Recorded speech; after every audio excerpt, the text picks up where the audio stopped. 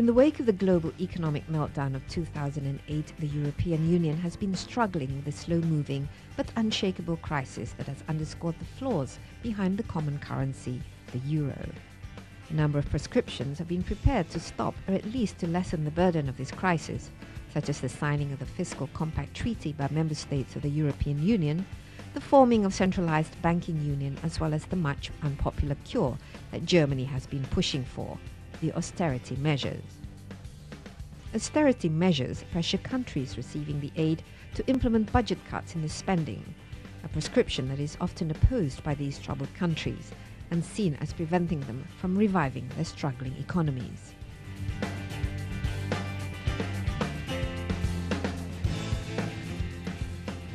How worried should we be about the crisis in Europe? Do you think we're all going to be, infected? As I said, I don't think anybody is immune, because the world is vastly interconnected, because the financial links between countries, via banks in particular, and financial institutions are very strong.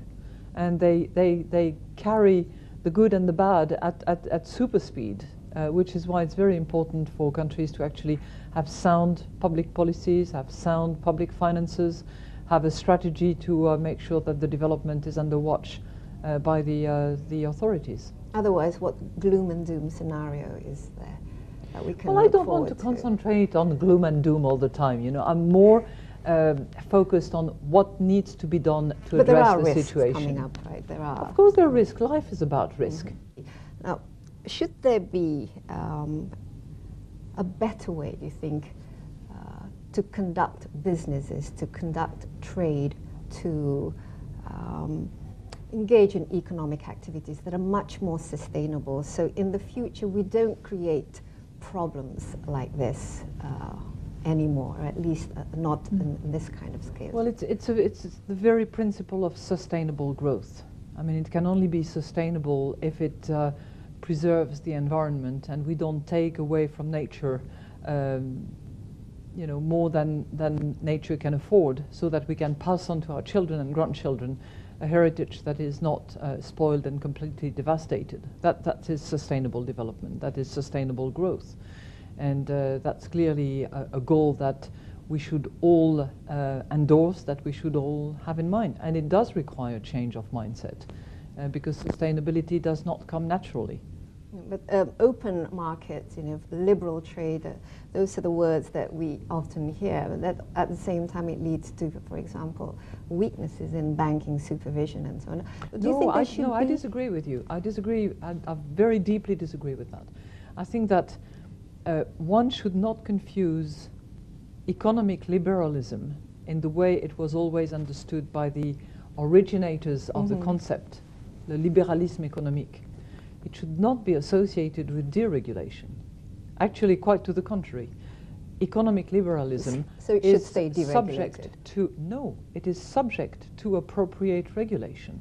The definition of liberalism is precisely to make sure that there are rules that are respected to protect the poor, to protect the underprivileged, right? That is the definition of libéralisme économique, as the doctrine has it. So it is not, deregulation means liberalism. It's the other way around. Liberalism in economic matters is only made possible and acceptable and sustainable if there are regulations and if the regulations are enforced.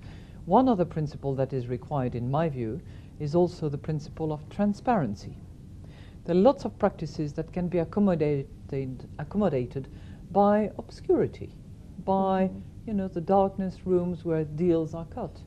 Whereas if matters are made transparent, these things don't happen. Okay, so this is the kind of remedies that you'd like to see applied, so that there won't be maybe more of those selling of derivatives, yes, and banking practices that are very. Let's take the issue of derivatives. That's a very good point and case. If there is sufficient transparency, then we know where the counterparts are. Then we know what the volume of derivatives around the world is, and we don't have this, OTC business which is unquantifiable and very uncertain. So transparency is a key.